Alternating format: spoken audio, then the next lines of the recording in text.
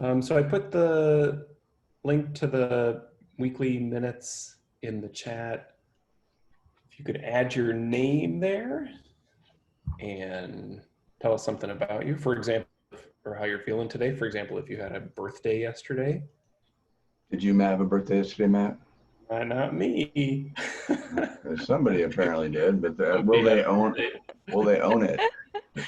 Sean It was did? my birthday yesterday. New pandemic life birthday. So happy birthday, Dawn. Thanks. Birthday. It's my last year in my 40s, so that's a big milestone. Yes, I turned 49 a little bit in July. So yeah. Yep. All right. All right. So today is the monthly meeting. Sometimes it's a little hard for me to differentiate between them because we kind of do the same things every week, but nonetheless, it's the monthly meeting and I have a bit more of an agenda. We have a bunch of new people on the call today, so it's really great to see a lot of new folks. If you have questions during this monthly call, feel free to ask or just kind of chime in. If you have comments or things that you want to add, let us know. We're happy to talk about these things. So today I'd like to start the agenda. You can kind of see the agenda. Georg, thanks for, I'm guessing that's you for sharing your screen. It is, because I see Georg link in the upper right-hand corner. Yep. So some pretty good news. We are going to have an opportunity to, I'm going to say it here, we're going to have an opportunity to hire a part-time community manager for CHOASS for the next 3 years, which I'm pretty stoked about. There are a group of us right now, myself, Sean, thanks, Matt. Yeah. Georg, Don, and Nicole, who are working on drafting the call. So a little bit more to come, but I mean, the goal is to have this process kind of in motion early in the summer and be chatting with folks over the course of the summer and get this rolling pretty quickly. Is that posted publicly yet? No, we haven't drafted the call yet. We're working it out. Yep. So so essentially Sean and I received funding from the Alfred Loan Foundation.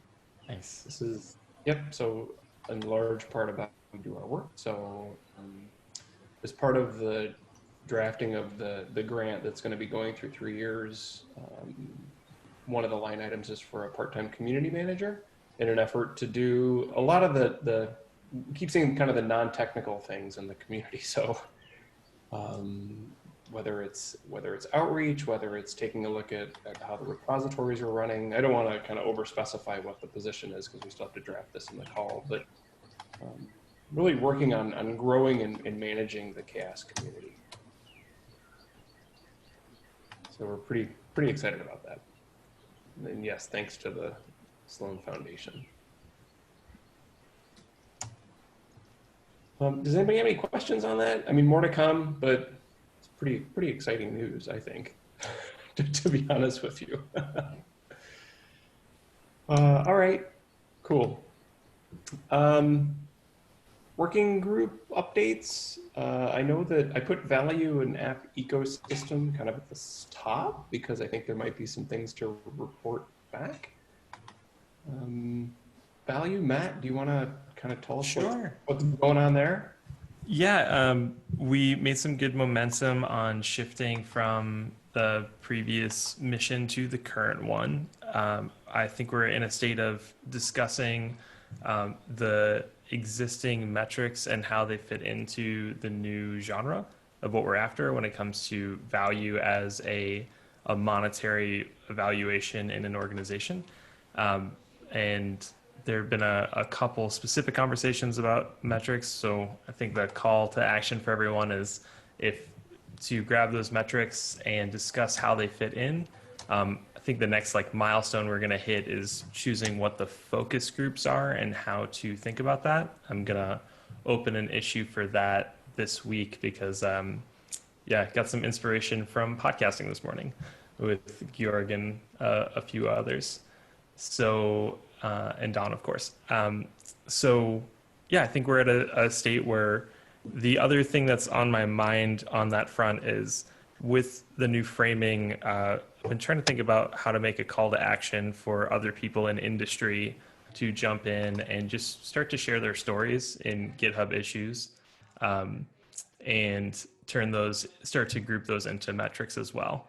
So to kind of complement the existing, pretty deeply academic ones for some of them, and then there's some others. I think if we can pull some more industry folk in from OSPOs and DevRel groups and community managers, I think, yeah, we're going to start to see some pretty exciting new information, but just really trying to drive towards metrics and have a conversation around the focus groups. Can you tell us kind of the focus of the value working group, kind of that high level? You may have already said it, and I don't know. I don't think. Yeah, I'm happy to say it again. That it's really value group. We're approaching it under the premise of what metrics lead to the business, a business and organization to value community work in a financial way. There's a lot of room to take that. Like some of the existing metrics have been about how an individual understands their financial value to the organization. And then some of the other ones that we're talking about is like, what ultimately drives a business decision to fund a project? Is it GitHub stars or some other top level vanity metric, or are there other sort of playbooks around metrics that are of value? So a question on that. So one of the things that has been coming up kind of this year with CHOASS.Con in Europe was organizations that are not necessarily for-profit organizations that need to do that value determination well. And I'll pick on, say, science, so like from a funding perspective, sometimes you have to demonstrate that the funded work that you're doing, there's still dollars involved, but the funded work that you're doing is actually creating value in, say, a scientific ecosystem. Do you think this can kind of play into that as well?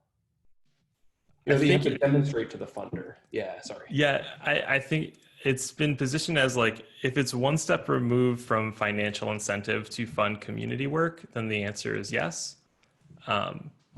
And I think for something like however you position data in a grant in order to get funding for a community manager like you just did, whatever sort of magic you sprinkled in there that added value enough where they put money on the table to hire somebody. I think that is a universal. Certainly there will be different tactics in different verticals, corporate organizations, nonprofits, but I think there's absolutely room for all of the above. The exact sort of categorization, I think we're still in the early stage of deciding, does it make sense to organize it by business type approach, or does it make sense to organize by the intention of the metric? Is it kind of like a perceived value metric for a sponsor, or is it a perceived value to the person with the metric? I think there needs to be more discussion there. I think value is a word like community. It means a lot of different things to a lot of different people. Oh yeah, it's definitely a Swiss Army knife that we can cut ourselves on plenty. That's why I'm definitely trying to center on financial incentive to fund open source, or not open source, but community work. But there's so many, yeah, it's a tricky one, to Sean's point. No, that makes sense. We will persevere. All right, cool. We shall I'm sorry. So any other questions for Matt, who just had a cat sneak in behind him? Oh, I did? Yeah. That was a very big cat. That's my dog. Love it. Any other questions for Matt with the value working group and kind of the new trajectory it's taking and the work that's being done there? Meetings, the next meeting for the value working group, it's 2 days, right? It's this coming Yep, Thursday. Thursday at 10 o'clock U.S. Central. Is that right? That is correct. And yeah, and Georg had an intention for that one to dive into SCMS further, I believe, if I saw the agenda. We also invited Lawrence Hecht to talk about Right. the survey that he is doing for the to-do group, and to talk about the survey efforts that were done by Vinod at the University of Nebraska at Omaha. And I think we wanted to talk about, yeah, just have that conversation. I don't know exactly what topics we will discuss, but then yes, it would be good to also talk about the social currency metric system, since we just recorded the podcast episode on that. Yeah. So, Georg, I'm going to start a thread on that as an issue beforehand in the next day or so. And, but then anyone on the line who's, if you're looking for a reason to join us Thursday, I think special guests talking about to do group surveys, Lawrence from the new stack will be doing so that will be very interesting. Vinod, can you make that meeting Thursday at 10? Sure. I'll be there. Okay, cool. Because I'd be happy to share the survey work that we've done. And if there's anything that Lawrence and the to-do group can use, that'd be great. Yep. Okay, cool. Georg, as you're taking notes, I'll take notes on the next on the app ecosystem so you can talk freely. Thank you, I appreciate that. So the app ecosystem working group met yesterday for the first time in CHAOSS history. It's a continuation of talks between members from the GNOME Foundation and the KDE Foundation, and we're now joining CHAOSS to have a conversation about metrics that are meaningful in these, I would like to call them like old communities that are volunteer dominated, if I can say that. And we call it app ecosystem because GNOME and KDE and there are others who they produce not just the desktop for Linux, but they have an entire ecosystem of apps around that. And so what are the metrics that are most meaningful here, and for the foundations that support these projects, but also for the individual projects? And it's we don't know exactly what the outcomes are going to be that we will be producing. We just know there's a shared interest and we want to continue the conversation and build on the work that CHAOSS has already built out. So it's a slightly different kind of working group from the ones that we have so far. And yeah, this week we talked about the mission of the project and introduced the different people who joined the call. And then next time we meet, and so in 2 weeks, it's a bi-weekly meeting. So in 2 weeks, we're gonna start with the actual work. All right, so I have a question. Yeah. So, yeah.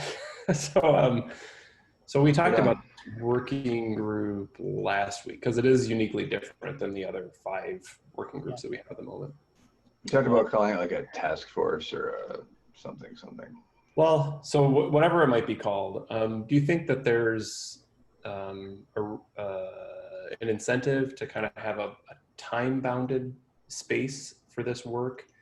So the way and maybe somebody had said this before, and I'm just kind of going off of what somebody had planted in my brain, but things like value or common or evolution or risk or DNI, they're kind of these long arc working groups that are kind of meant to be there to capture conversations in these spaces.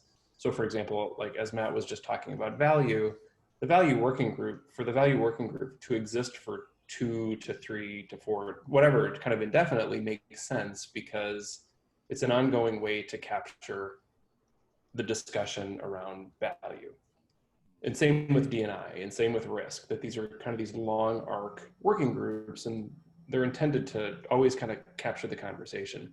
In the app ecosystem space, it sounded like it was about defining the metrics like transparency on a context. And that may have some time boundedness to it, that you can kind of identify what those initial metrics are to give you that transparency. And then we could take a look at another context at that same clock time. And then we could take another look at a different context. I'm just trying to think through how we can manage the app ecosystem work as slightly different than the other working groups, and also not proliferate a bunch of meetings for every context that needs to have metrics that reveal something about their context.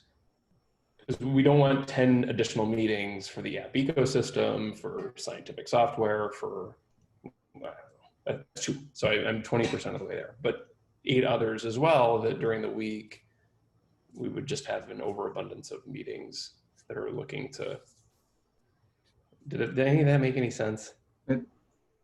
It did. But when I attended the meeting, and the way I kind of left it was feeling like there are some less corporately well-funded projects than some of us are part of that have an umbrella of other projects they care about.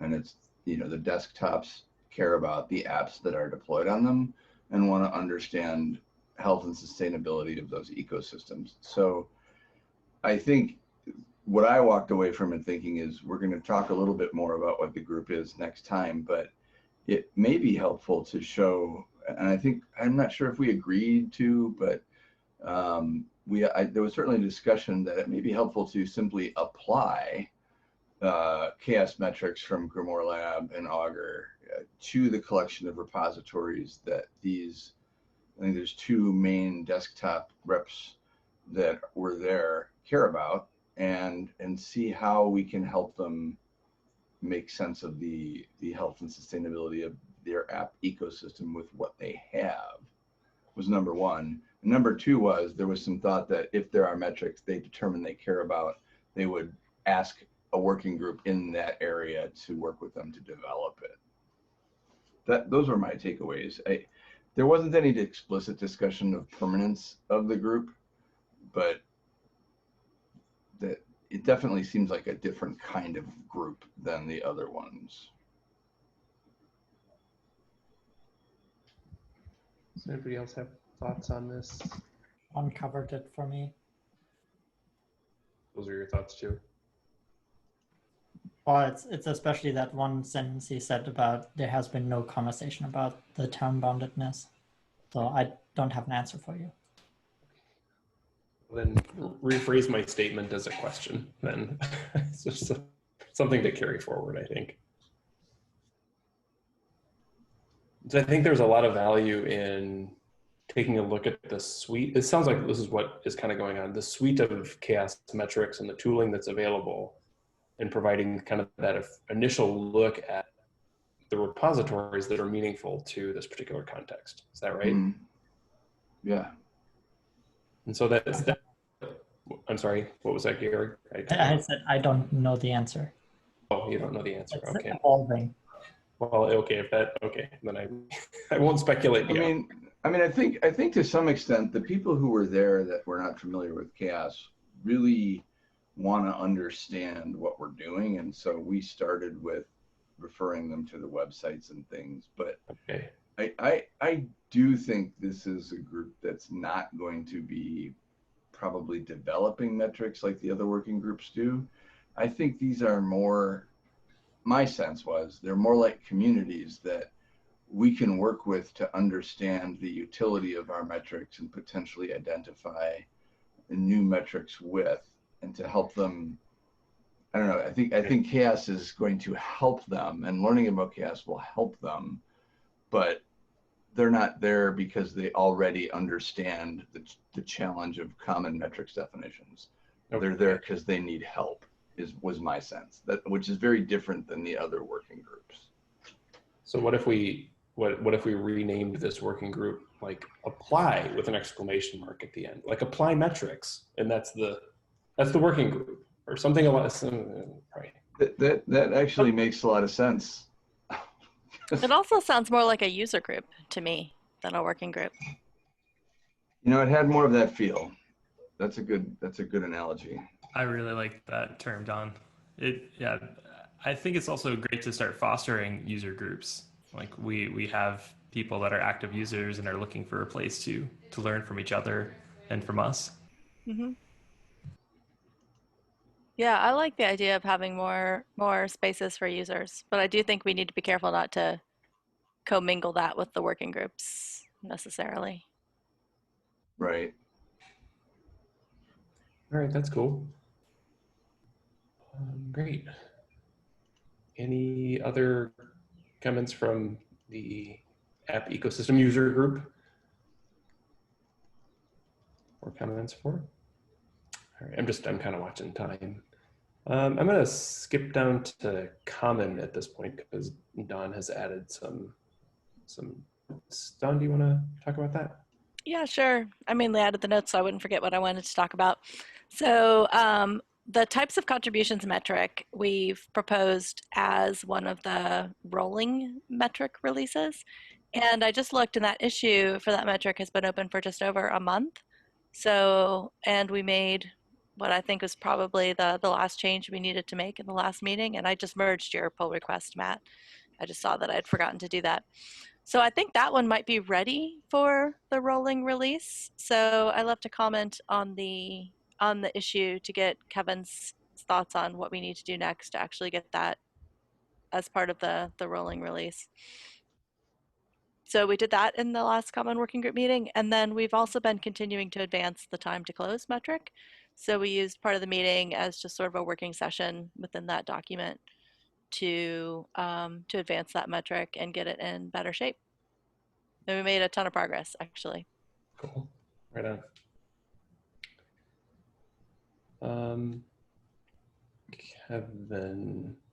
Kevin just posted a document of a release cadence.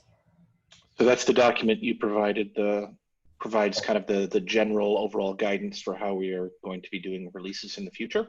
Okay. So, in response to Don's query about how we get this moving, I'll be honest and say I'm not really 100% certain, and I would love to get some input on it, because as the cadence is described right now, I think there's one bullet point in that document that describes how we would handle this on the website, and it basically just says that we would label it as such.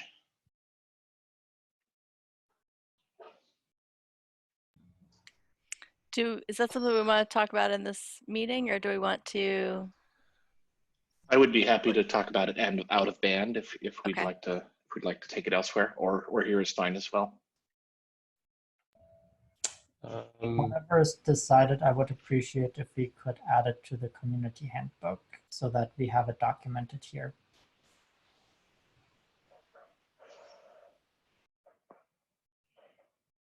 Matt, what do you think? This is one of the official meetings and you're driving the agenda. Should we take this offline? I'm trying to gauge how long this discussion would be if it occurred here. Yeah, because we're already almost halfway through the time and nowhere near halfway through the agenda. So let's, Kevin, let's take that offline. We'll sort it out. And Okay. Kevin, could I maybe ask you to report back process-wise next week, kind of how it feels like it might play out? Yes. Okay. Question for Georg, real quick. So the governance document that you shared, does that include the Google? Is that based on the Google Doc that I linked? I don't remember if it's based on the Google Doc. Metrics community. Okay. If there's a difference, then we should merge it into the community handbook. Yes, maybe we have the discussion around that document and we can have the discussion that way. Unless anyone would like to join me in a call. Are you talking about this Markdown document? Yes. Excellent. Thank you. All right. As has been pointed out, we're nearing the halfway mark. So how about risk? Sean, do you have some updates with respect to risk? Yeah, the risk working group is focusing on testing safety critical systems and medical devices in auto-grade Linux this year. And we're particularly interested in looking into the Octo project and the Alyssa project as potential examples of adjacent projects that are also looking at risk metrics. That's pretty much the summary. What's the one after Yocto? Alyssa? Alyssa, which I have yet to familiarize myself with. Kate brought that up during our most recent meeting. Is it like Alyssa with an A? E. Alyssa with an E. Yeah, I had to ask during the meeting. Yes, it's Alyssa with an E, E-L-I-S-A. I haven't even gotten as, I think I maybe Googled it during the meeting, but what I discovered then has escaped my brain. When you say you're focused on safety critical systems, what is that? Is it about developing metrics? Yeah, metrics for safety critical systems, I think, are going to align. So safety critical is perhaps an umbrella for med devices and auto-grade Linux. Testing and test coverage oriented metrics, along with sort of code checking metrics, are going to be central. So I'm sure we'll also develop additional licensing metrics through the year, but these safety critical systems are where we're going to focus. And testing is, test metrics are a big part of that. And so there's, I think, going to be a lot, like, and where the Alyssa project and the Octo project come in is they're also looking at similar things. I know for sure with the Alyssa project, and honestly, I don't have a clear sense. Kate just talked about both of them, and I need to look into them both a little further. Okay, so it's about working to develop metrics in these particular spaces. Right, right. Okay. Because often these systems have not been open source in the past. And so the level of test coverage and things they do to ensure fail safes and other similar kinds of things are not a traditional component of open source. Okay. And so there's a bit of a melding of safety critical industries that were not open source with emerging safety critical open source projects. Gotcha. Okay. All right, cool. Thank you. Sure. Any questions for Sean with risk and kind of working in this space, the safety critical space? So one of my comments is, risk, never mind. It can be operationalized. It's like, we'll go down the value road if you go too far. Yeah. Yeah, okay, I retract what was in my brain. Sean, do you have comments there as well? Do you know what's on there, or do we have anybody on that call that has been attending Evolution? I am attending Evolution, and I think there's I can't remember, Carter, Gauken, Georg, Matt, I think it's Matt G. You must have been on the last meeting. And I were on the last meeting. I believe we have another one coming up this week. And we've just been really focusing on new contributors of issues, metric definition, and talked through how to create tags on the continuous release cycles, which I think is the long road we almost went down with Kevin earlier. So I won't take us down there again. But our focus is really just actively developing metrics. I think right now that working group is working and they are turning the crank, and that's what they're doing.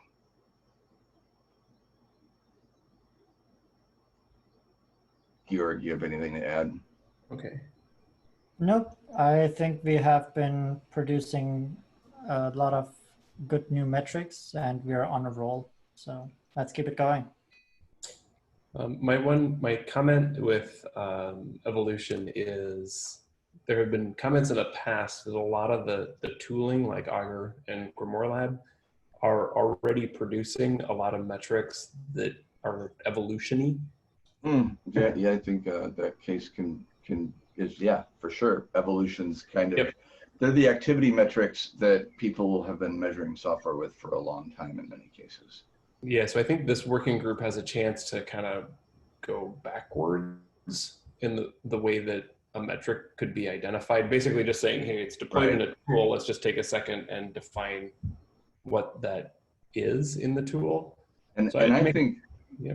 I agree. And I think that's a larger theme that as a CHAOSS community, we might start thinking more about as we apply the tools that we have within different communities. I think new metrics are being defined sort of in a ad hoc, but they can be defined from the work that's being done to answer questions that people have. So this cycle of sometimes we answer the question and then define the metric, or sometimes we apply the metric and then refine the metric and create another one based on our application of it. Like, I think this becomes a circle at some point. Like, the feedback goes both ways. So maybe in the evolution working group, whenever it fits or seems appropriate, it almost feel like it'd be like running an interview with somebody, say an augur who has there you go, that has a deployed metric that we just simply ask you, what is the question that this metric is addressing? Mm-hmm. What is the description of this metric? What's the objective? What are the filters? I mean, we could basically just run, it's already deployed. So it's, in theory, it should be fairly straightforward to capture. Yeah.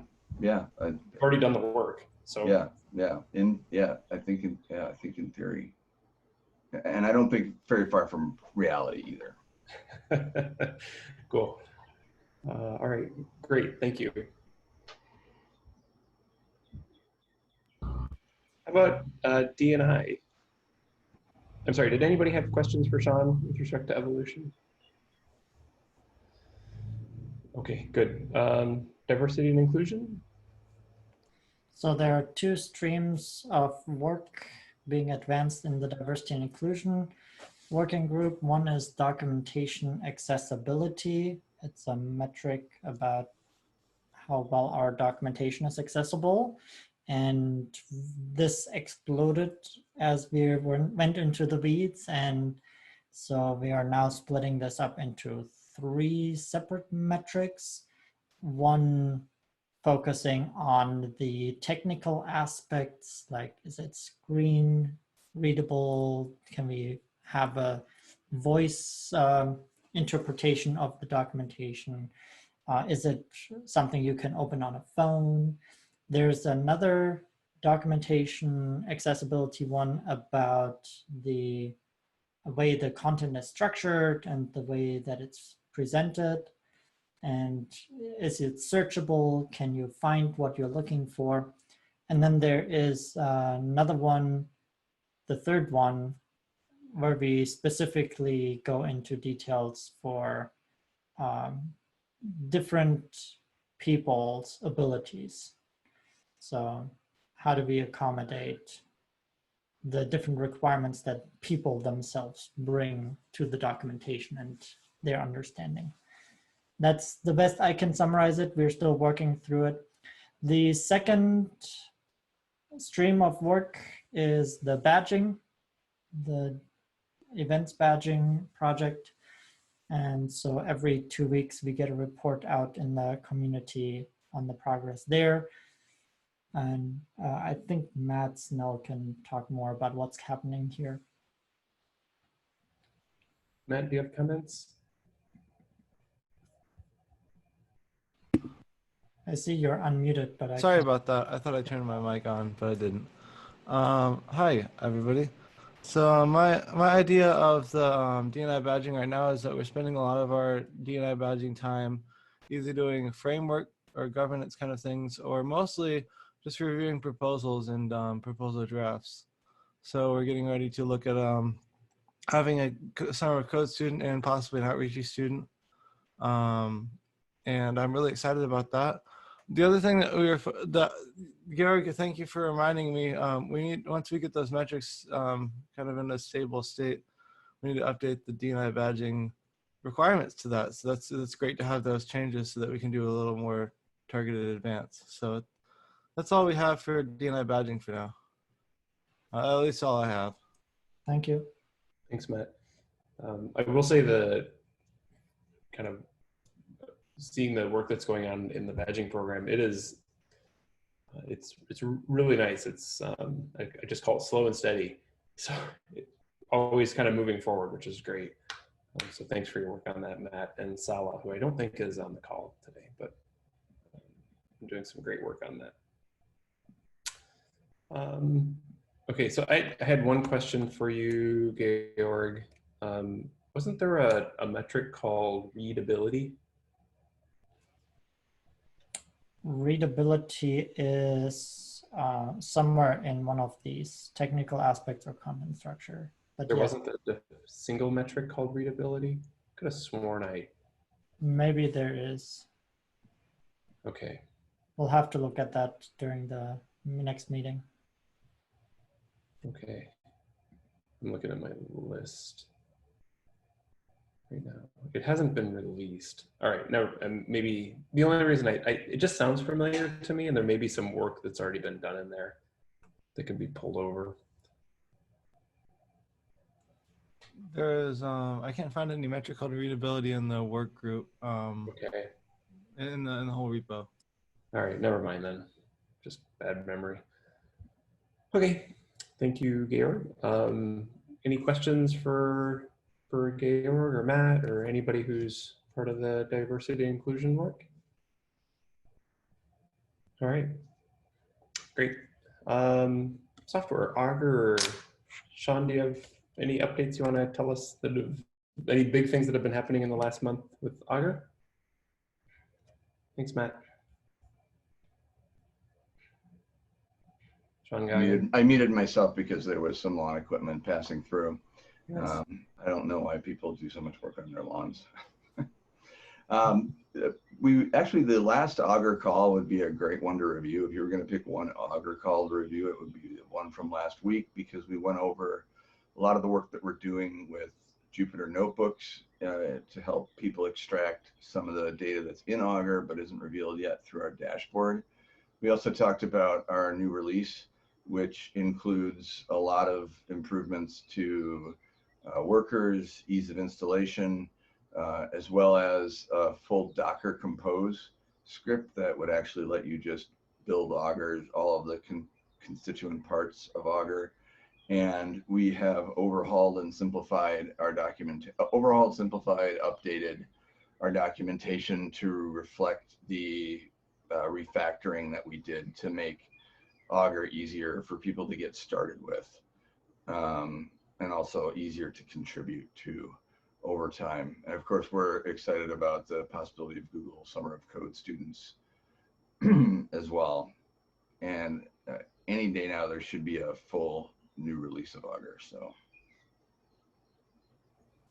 I'm going to ask you a question. So would you say that the current kind of trajectory for Augur is without UI, with UI? Is it just a bad question in general? I think we're always going to provide a UI for the most common metrics and questions. Probably a handful of dashboards. How those sort of dashboards exist and get created may change. I find front-end work that looks good is expensive to build, and so as I think about it over time, certainly we've spent a lot of energy hardening the data model and the data collection strategies that we use, and producing analytics, showing people how to use that database to get their questions answered, providing an API that delivers CHOASS metrics explicitly, and providing a front end that gives you like the very basic questions that people have. we're exploring other options for our dashboard that takes less time to maintain than a fully functional web front end, by which I mean fully customized web front end. All right, cool. Yeah, I think at the end of the day, part of it is we haven't had somebody with a strength in building data science-y front web presences. Okay. And so that's why it may change.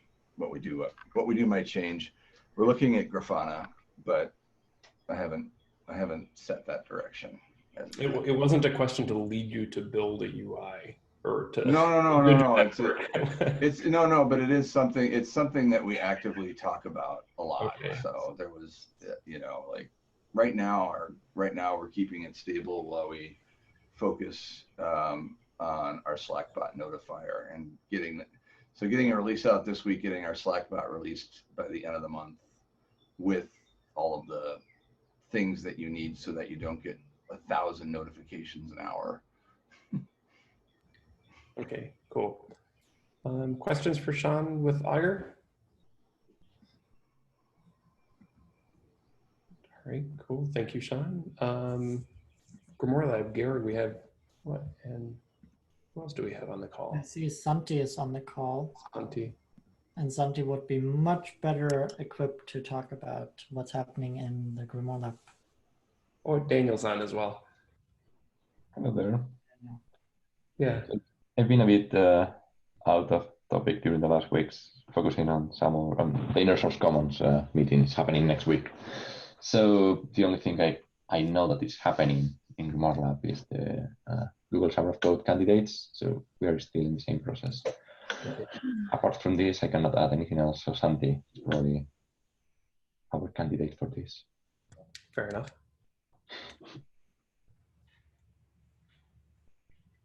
Santi is muted and stays muted.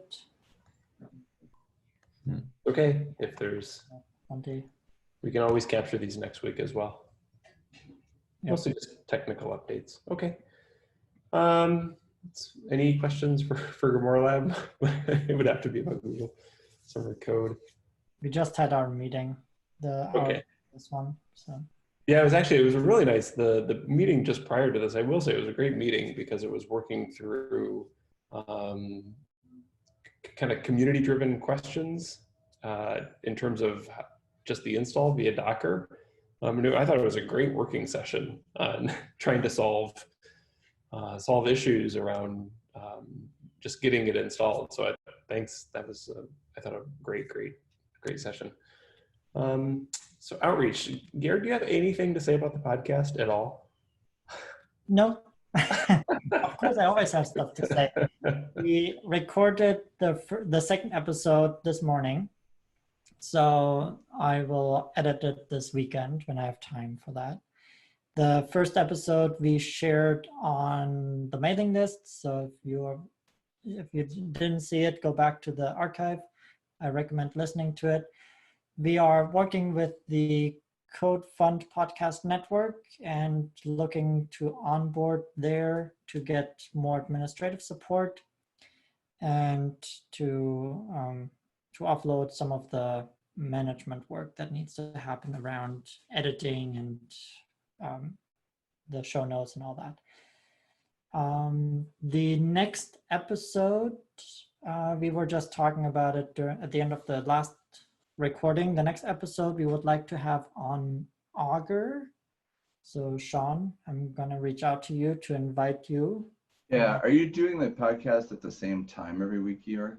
No, like the recording. We talked about that, and our schedules are just always shifting. So we're gonna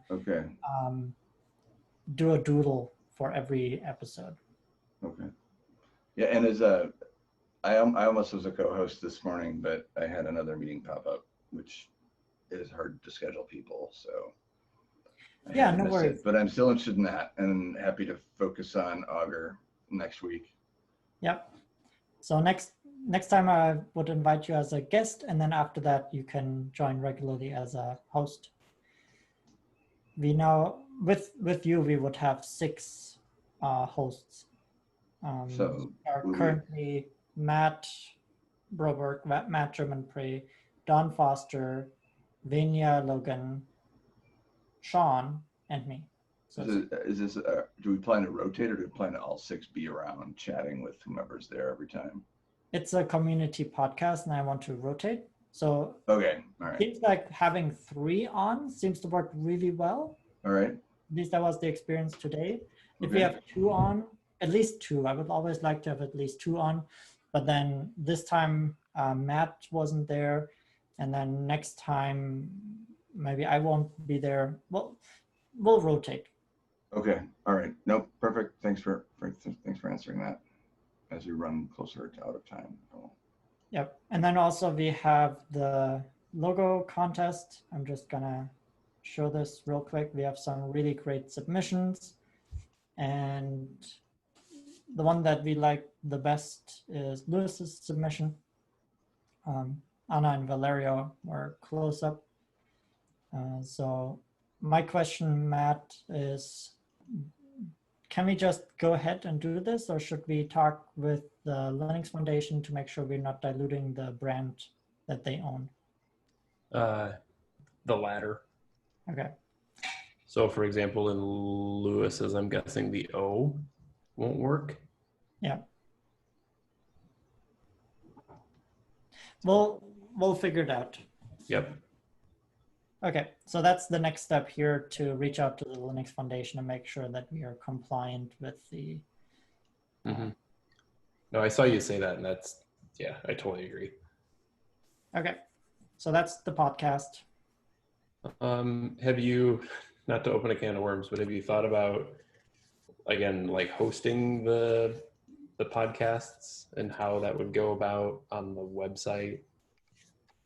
Remember you wanted it was a subdomain versus a folder, or versus just a. Let's talk about it next week. So you agree it's a can of worms? Yes. All right. And I still don't have the additional information that we needed since we last talked about it. Fair enough. Okay, no problem. Okay, so CHOASS.Con. So it's looking obviously more and more like we're going to have to come up with A virtual version of it. Well, either a virtual version or an attempt to push it back. So Yeah. honestly, I think we haven't really met as an events team, have we? Unless I have missed it. So So if there was a meeting several times and I haven't heard about it yet, so I assume we haven't met. No, I think we had a discussion in this call, kind of a longer discussion in this call last week about it. Would you be all okay if I just reached out to the events team and set up a meeting around that, and then it's something that we could kind of report back, or we could discuss it even just on a document or something along those lines? But we need to get fairly serious as to what our like choose your own adventure is going to be through the course of the next 6 months. Yeah. Well, Yeah, I think what we talked about in this meeting last time was that the Linux Foundation is going to make a go, no-go decision. I think it was the 4th of April. And so what we talked about was deferring our decision until they've made their decision, and then figure out whether we go virtual or how we do things. Okay. So we could meet now, but what we talked about last week was just deferring it to see what their decision was for North America before we decided what to do for CHAOSS. Okay. Because if we do a virtual event, we don't necessarily want people sitting on Zoom calls for like 8 hours, because that's just awful. So we need to kind of refactor things a bit. Okay. Matt, you said May 4th. What's May 4th? Is that their decision? How do you know? As for the notes last week, that's their decision date. Oh, okay. Yeah, so we need to adjust. Well, we need to extend our CFP and adjust our dates accordingly. Okay. I'm getting indications that it's like don't book travel kind of thing. I mean, I'd be stunned if it ran, and even if I'd be shocked. I'd be shocked, and my university still forbids me to I have to get every travel request authorized, and every travel request anybody's made has been denied. So I couldn't go. Yeah, I mean, they even look on this list. If it did run, how many of us would even go? I can't. I I'm probably stuck. wouldn't. Just Yeah, personally. we're still under travel restrictions. I have to schedule time to visit my office on campus Well, okay, if I so need something. So it's like, yeah, it's let pretty alone- hard locked down. Yeah. So let's just, okay, so thanks, Don, for reminding me of that conversation from last week. I'm not a fan of doing work unless we have to do the work. You know what I mean? Like preparing for something that may not happen. I don't know. But then the better part of me says we probably should start thinking about this now, just in terms of the real likelihood that this is going to happen. So, and I mean, I even wonder, we had talked about like all things open. Oh, but that's later, isn't it? Isn't that October? It is in October, and Matt Broberg correctly reminded us that there are already 1 million side Oh, yeah. events around ATO, and so I think the likelihood of us actually getting something around there, because there's going to be a community leadership summit, I think there are going to be too many competing events around ATO. Okay, so it sounds like, I mean, it really sounds like virtual, some form of virtual is going to be what ends up happening to me, listening to the conversation. Okay. Yeah. Okay. All right, great. Thank you. Still on outreach. Where am I? What happened to my, I got on a wrong. Still on outreach. So Google Summer of Code and Outreachy, they're done. They've closed. So the volume of emails is down. I think, you know, ultimately we just need the mentors or the folks at Grimoire Lab and the D&I badging and Augur to recommend how many candidates they would like to try to make an offer to. I think what I'm going to do with Outreachy is I'll take a look at the final submissions and just see what tasks were submitted to. I think it may only be Augur. I haven't done all pull requests. I see there's still 2, but there's D&I badging. Oh, there's Grimoire Lab, D&I badging, and then the anomaly detection is Augur. So we'll just we'll need to kind of coordinate some folks. So this, in the case of Outreachy, we only have 1 person because we pay for that. Is that right? Correct. You are correct. And in the case of Google Summer of Code, it's a question of essentially Google's asked for kind of an outrageous number of mentors due to COVID. They've asked for 3 mentors per person, which you know, it's not feasible for anyone.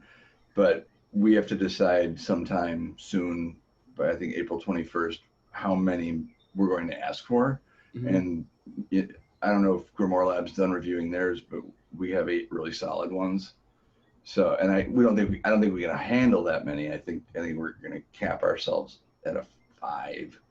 But I don't know how many we actually want to ask for collectively. If Grimoire Lab has another 5, do we ask for 11? You know, they gave us 4. Outrageously high. It does seem outrageously high, but we thought 4 was kind of high last year. So maybe it's 6 or 7. Okay. I don't know, but we have to have that discussion. I do think badging is going to be asking for 1. Yeah, that was the like the 7, yeah, or the 6, yeah. I'm assuming, I mean, badging only has 1. They would have priority. I guess let's just start there. I'm kind of looking at the clock, but let's start there and we can work down. Okay. From there. Last thing on outreach, the first call in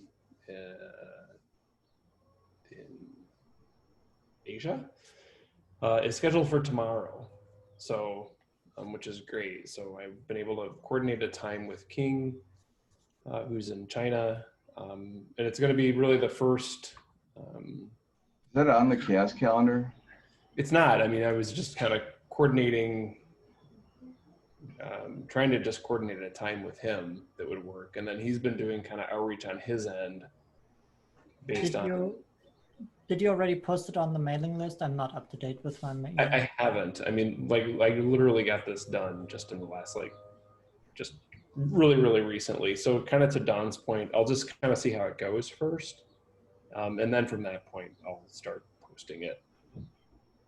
I'm happy to be there. There's been a really strong interest in risk in Asia. In fact, that's where the licensing and compliance conference is held, and I've been there the last couple of years. Well, it's overlapping with Evolution tomorrow. Overlapping with Evolution tomorrow. Well, I'll be at Evolution. So, but Yeah, we'll go. find a different time. I'm just trying to gauge interest at this point. Yeah. So, okay, so I'm happy to have that moving forward. And then the last thing, let's go through all these goals. The last thing is on the list is, these are the goals. So Daniel had suggested that we bring these goals to the community. So these are the goals that were brought forward from the board meeting last month, and I'll be sharing those minutes here shortly. I clearly don't have time to talk about these today, but okay, see you, Don. But I think one of the goals is to just kind of inform the community as to what the goals are that came from the board. I don't think these aren't meant to be edicts. They're meant to be hoped goals that can be accomplished. And a lot of us are on the board that are on this call. So I don't know if anybody has any comments on this, but I thought they were all pretty well in line with what we've talked about on these calls and what we hope to accomplish over the course of the next month or next year. Thanks, Georg. Yeah, they seem like good goals. My only comment is, how do we facilitate contact with these sorts of people? Where are the places, the meetings or the Zoom calls now that we need to be to make contact on a regular basis and make sure the people who do these jobs are aware of us? Yeah, I think a lot of the goals, I think a lot of these can occur within the working groups, or they are already occurring within the working groups. So yeah.